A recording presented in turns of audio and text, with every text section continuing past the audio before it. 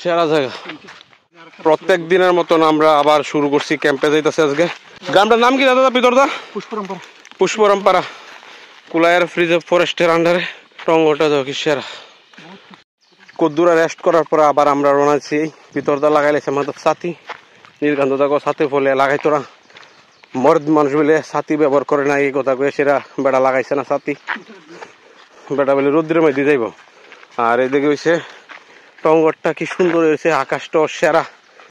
কিতা কইতাম, কিছু করার মতো নয়, এত সুন্দর একটা প্রাকৃতিক পরিবেশ। প্রচুর আড়ন লাগে। গাড়ির থেকে আমরা নামাই দিলে প্রায় 2-3 কিলোমিটার হাঁটতে লাগে আমরা। তারপরে দিচ্ছে প্রচুর রৌদ্র। আমরা হাঁটছি তো হাঁটছি, এদিকে একটা দেখো বিল্ডিং বাড়ি বানাইছে, আর এখানে টঙ্গর একটা ভাঙ্গা রয়েছে। আমরা হাঁটতেছি একটা বনের পথে, সামনে একটা গাইরিং টঙ্গর, আর রয়েছে টঙ্গরটা। তামো খাইতং কাহাম দে কাহাম ন। এই যে তার বাড়িটা টঙ্গরটা, গাইরিংটা খুব সুন্দর জায়গাতে। আর আমরা হাঁটতাছি তো হাঁটতাছি, আমরা আরো প্রচুর হাইটা যেতে লাগবো। এই যে 1000 বছরের পুরানা চামখাটুল গাছের নিচে বয়ে রয়েছে পিতরদা আর নীলকান্ত দা যাইতেছে হাইটা হাইটা গিয়ে একটু রেস্ট করব। এই যে দেখো গাছটা দেখতে পারতেছ, 1000 বছরের পুরানা গেছি। কত বড় গাছের গুড়ি দেখছো নিমুটা, আর ভিতর দিয়া খুলসা করে লাগছে। এখানে থাকতেও পারবো এটা ভিতরে কেউ, বৃষ্টি স্টাইলে। আমাদের হিরু গাইমা চুবা হয়ে আছে গা, এখন খাইতেছে জল। হাঁটতে হাঁটতে বেড়া অসুস্থ হয়ে যাইতেছে গা। বাইকের পেট্রোলও যেমন বাইকের কিন্তু জানি ট্যাঙ্কির যে আপনি পেট্রোল ডালে বেড়া এইভাবে জল ডালছে মুখো। প্রচুর হাঁটার পরে ফাইনালি আমরা এই যে গ্রামে আয়া ফুসলাম। এই যে দেখো কত সুন্দর সুন্দর বড় বড় গাইরিং, গাইরিং মানে টঙ্গর আর কি। এই দেখো সবার প্রিয়, আমার প্রিয় লিচু, আর গান্ধীর প্রিয় লিচু, ওই তো গান্ধী ফুকা। হাজারে বেজারে কাঁঠালও ধরেছে গাছে প্রচুর পরিমাণে।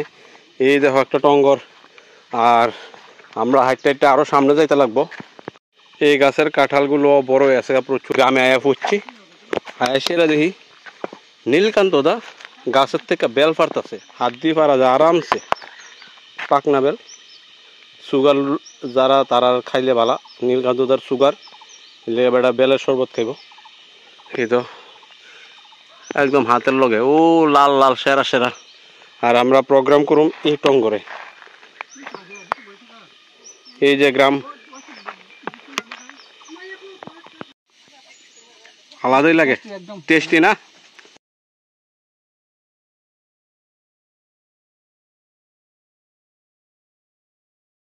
এই যে একজন বৃদ্ধ মহিলা তোমার পাঁচটা বানাইতেছে, আর উপরে গাছের মধ্যে দেখো প্রচুর আম পাইকা রয়েছে, লাল হয়ে রয়েছে।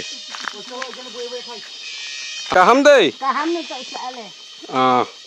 আম পাড়ার পরে নীলকান্ত দা আর তোমার পিতর দা তারা দুজন মিল্লা আম খাইতে খাইতে যাইতেছে।